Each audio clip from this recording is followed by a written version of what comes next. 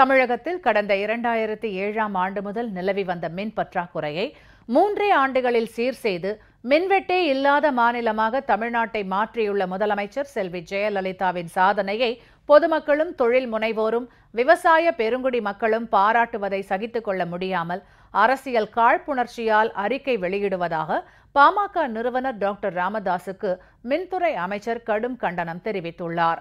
சற்றும் சிந்திக்காமல் மனம் போன போக்கில் கேள்விகள் கேட்பதை ராமதாஸ் நிறுத்திக் கொள்ள வேண்டும் என மின்துறை அமைச்சர் எச்சரித்துள்ளார்.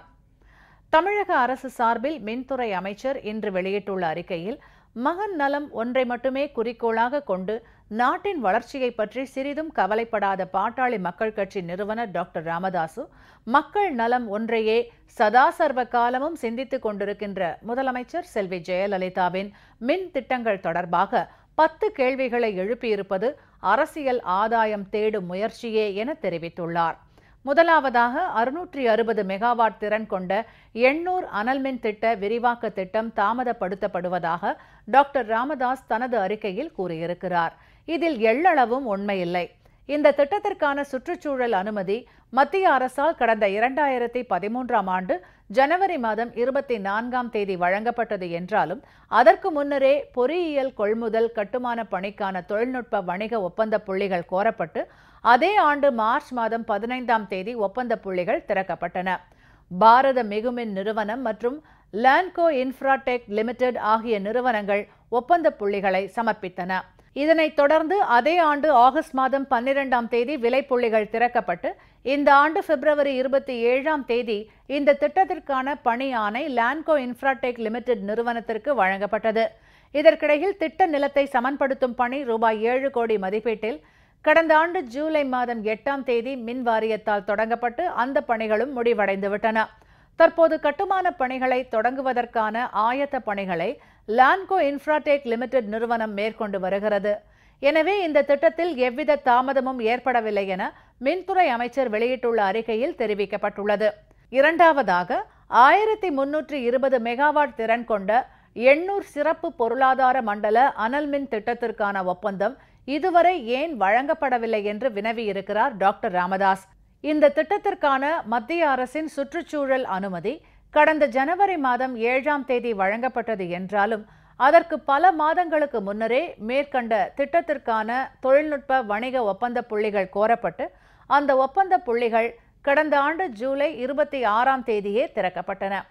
இதனைத் தொடர்ந்து இதற்கான விலை ஒப்பந்த புள்ளிகள் கோரப்பட்டு அவை கடந்த பிப்ரவரி மாதம் 5ஆம் தேதி திறக்கப்பட்டன. இடையில் தேர்தல் நன்னடத்தை விதி அமலுக்கு வந்ததன் காரணமாக மேல் நடவடிக்கை எடுக்க முடியாத சூழ்நிலை அரசுக்கு ஏற்பட்டது.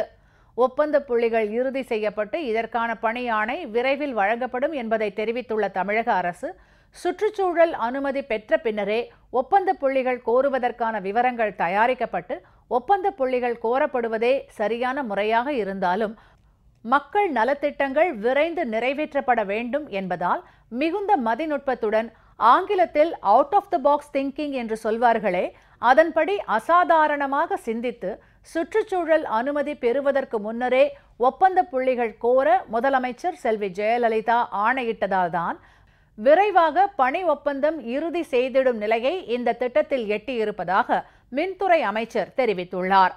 1320 மெகாவாட் திறன் கொண்ட உடன்குடி அனல்மின் திட்டத்தை பொறுத்தவரையில் மத்திய அரசின் சுற்றுச்சூழல் அனுமதி கடந்த ஆண்டு அக்டோபர் 14ஆம் தேதி கிடைத்தது. இருப்பினும் இதற்கு முன்னரே மேற்கண்ட திட்டத்திற்கான ஒப்பந்த புள்ளிகள் கோரப்பட்டு 4 நிறுவனங்கள் அளித்த தொழில்நுட்ப வணிக ஒப்பந்த புள்ளிகள் கடந்த ஆண்டு ஜூலை மாதம் 19ஆம் தேதி திறக்கப்பட்டு தமிழ்நாடு மின் வாரியத்தின் பரிசீலனையில் உள்ளது. விரைவில் ஒப்பந்த புள்ளிகள் இறுதி செய்யப்பட்டு பணி ஆணை வழங்கப்படும் எனவும் அறிக்கையில் தெரிவிக்கப்பட்டுள்ளது. மூன்றாவதாக 660 மெகாவாட் எண்ணூர் மாற்று அனல்மின் திட்டத்திற்கான சாத்தியக்கூறு அறிக்கை தயாரித்ததை தவிர வேறு எந்த பணியும் நடைபெறவில்லை என்று தெரிவித்திருக்கிறார் டாக்டர் ராமதாஸ்.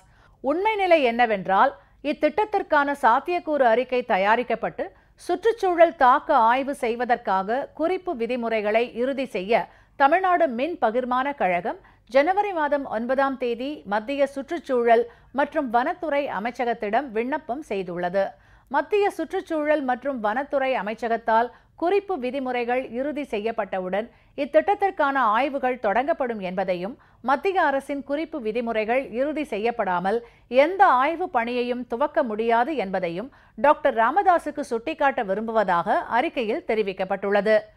நான்காவதாக, மத்திய அரசு நிறுவனமான NLC நிறுவனம் தமிழ்நாடு மின்சார வாரியத்துடன் இணைந்து 1000 மெகாவாட் அனல் மின் திட்டப்பணி ஏன் இன்னும் முடியவில்லை என்று வினா எழுப்பியிருக்கிறார் டாக்டர் ராமதாஸ். கூட்டு முயற்சி ஒப்பந்தத்தின்படி இத்திட்டத்திற்கான பணிகளை மத்திய அரசின் நிறுவனமான NLC நிறுவனம் மேற்கொண்டு வந்தாலும் இதற்கான பணிகளை NLC நிறுவனம் மத்திய அரசின் நிறுவனமான பாரத மிகுமின் நிறுவனத்திற்கு வழங்கி 2 மத்திய அரசு நிறுவனங்களும் இணைந்து இந்த அனல்மின் திட்ட பணிகளை மேற்கொண்டு வந்தாலும் இதற்கான பணிகளை விரைந்து முடிக்க முதலமைச்சர் செல்வி ஜெயலலிதா தலைமையிலான அரசு முனைப்புடன் நடவடிக்கை எடுத்ததன் விளைவாக வருகின்ற ஆகஸ்ட் மாதம் முதல் இங்கு மின் உற்பத்தி துவக்கப்படும் எனவும் மின்துறை அமைச்சர் தெரிவித்துள்ளார். ஐந்தாவதாக, 1600 மெகாவாட் மின் திறன் கொண்ட உப்பூர் மின் திட்ட பணிகளுக்கான மக்கள் கருத்து கேட்பு கூட்டம் அடுத்த மாதம் 4ஆம் தேதி தமிழ்நாடு மாசு கட்டுப்பாட்டு வாரியம் மூலம் நடத்தப்பட உள்ளது. அதன் பிறகு சுற்றுச்சூழல் அனுமதிக்காக மத்திய சுற்றுச்சூழல் மற்றும் வனத்துறை அமைச்சகத்தை தமிழ்நாடு மின் பகிர்மான கழகம் அணுகும். சுற்றுச்சூழல் அனுமதி கிடைக்கப் பெற்றவுடன் திட்டத்தை செயல்படுத்துவதற்கான ஒப்பந்த புள்ளிகள் கோரப்படும் என்பதை டாக்டர் ராமதாசுக்கு தெரிவித்துக் கொள்ள விரும்புவதாக அமைச்சர் குறிப்பிட்டுள்ளார். ஆறாவதாக, 10,000 மெகாவாட் அளவுக்கு மின் உற்பத்தி திறனை பெருக்க திட்டங்களை உருவாக்கி செயல்படுத்துவோம் என்ற வாக்குறுதியை நிறைவேற்றும் வகையில் வடசென்னை, மேட்டூர் மற்றும் வல்லூர் மின் திட்டங்களை விரைவுபடுத்தி 2500 மெகாவாட் கூடுதல் மின் உற்பத்தி செய்ய வழிவகை செய்யப்பட்டது. மேலும் கூடங்குளம் அணுமின் நிலைய முதலாவது அலகு முழு உற்பத்தி நிலை அடைந்ததன் மூலம் 562 மெகாவாட் மின்சாரம் கூடுதலாக தமிழகத்திற்கு கிடைக்க வழிவகை செய்யப்பட்டது. தற்போது நடந்து வரும் வல்லூர் அனல்மின் திட்டத்தின் 3வது அலகு, தூத்துக்குடியில் கூட்டு மின் திட்டம், நெய்வேலி 2ஆம் நிலை விரிவாக்கம் மற்றும் கூடங்குளம் அணுமின் திட்டம் 2வது அலகு திட்டங்களை விரைவுபடுத்தி 1429 மெகாவாட் கூடுதல் மின்சாரம் தமிழகத்திற்கு இந்த நிதியாண்டிலேயே கிடைப்பதற்கு வழிவகை செய்யப்பட்டு வருகிறது. இந்த நிதியாண்டின் இறுதிக்குள் 4500 மெகாவாட்டுக்கும் அதிகமான மின்சாரம் பெற வழிவகை செய்யப்பட்டுள்ளது. மேலும் 3330 மெகாவாட் மின்சாரம் கொள்முதல் செய்வதற்கு நீண்ட கால ஒப்பந்தங்கள் செய்யப்பட்டு அதன் பலன் படிப்படியாக தமிழகத்திற்கு கிடைக்க உள்ளதாக அமைச்சர் தெரிவித்துள்ளார். மேலும் இத்திட்டங்களை தவிர எண்ணூர் விரிவாக்கம், உடன்குடி அனல்மின் திட்டம், எண்ணூர் சிறப்பு பொருளாதார திட்டம் என மொத்தம் 3300 மெகாவாட் திறன் கொண்ட திட்டங்களுக்கான பணிகளும் மின் வாரியத்தால் விரைவில் தொடங்கப்பட உள்ளன. 4000 மெகாவாட் திறன் கொண்ட செய்யூர் மின்திட்ட பணிக்கான ஒப்பந்த புள்ளியும் இந்த ஆண்டிலேயே இறுதி செய்யப்பட்டு அதன் பலனாக 1600 மெகாவாட் அத்திட்டத்தின் மூலம் தமிழகத்திற்கு கிடைக்கும்.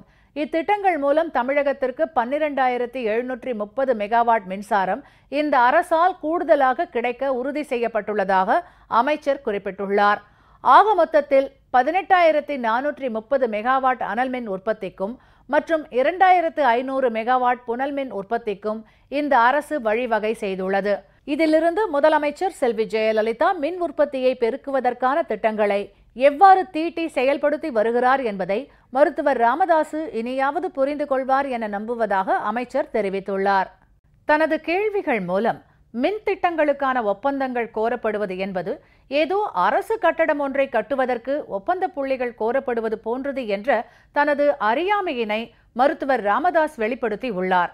இந்த விளக்கத்தின் மூலம் அனல்மின் நிலையம் அமைப்பதற்கான ஒப்பந்த புள்ளிகள் கோரப்படுவதற்கு முன் செய்யப்பட வேண்டிய பணிகள் பற்றி திரு ராமதாஸ் தெரிந்து கொள்வார் என தாம் நம்புவதாக மின்துறை அமைச்சர் தெரிவித்துள்ளார். ஒரு மின் திட்டத்தை துவக்குவதற்கு என்னென்ன அனுமதிகளை பெற வேண்டும், என்னென்ன ஆய்வுகளை மேற்கொள்ள வேண்டும், யார் யாரிடமிருந்து அனுமதி பெற வேண்டும், நிலங்களை கையகப்படுத்தும் போது என்னென்ன பிரச்சனைகள் ஏற்படும் என்பதையெல்லாம் நினைத்து பார்க்காமல், சிந்தித்து பார்க்காமல், வாய் புளித்ததோ மாங்காய் புளித்ததோ என்ற பழமொழிக்கேற்ப மனம் போன போக்கில் கேள்விகளை கேட்பதை டாக்டர் ராமதாசு நிறுத்திக் கொள்ள வேண்டும் என்றும் அமைச்சர் வலியுறுத்தியுள்ளார். 2007ஆம் ஆண்டு முதல் தமிழகத்தில் நிலவி வந்த பற்றாக்குறையை 3 ஆண்டுகளில் சீர் செய்து மின்வெட்டே இல்லாத மாநிலமாக தமிழ்நாட்டை மாற்றியுள்ள முதலமைச்சரின் சாதனையை பொதுமக்களும் தொழில் முனைவோரும் விவசாய பெருங்குடி மக்களும் பாராட்டுவதை சகித்துக் கொள்ள முடியாமல் பொறாமையினால், ஆற்றாமையினால், அரசியல் காழ்ப்புணர்ச்சியால் இதுபோன்ற அறிக்கைகளை வெளியிடுவது அழகல்ல. பாராட்ட மனமில்லை என்றாலும் இது பற்றி மேலும் பேசாமல் இருக்க வேண்டும் என்று டாக்டர் ராமதாஸை கேட்டுக்கொள்வதாகவும் மின்துறை அமைச்சர் தெரிவித்துள்ளார்.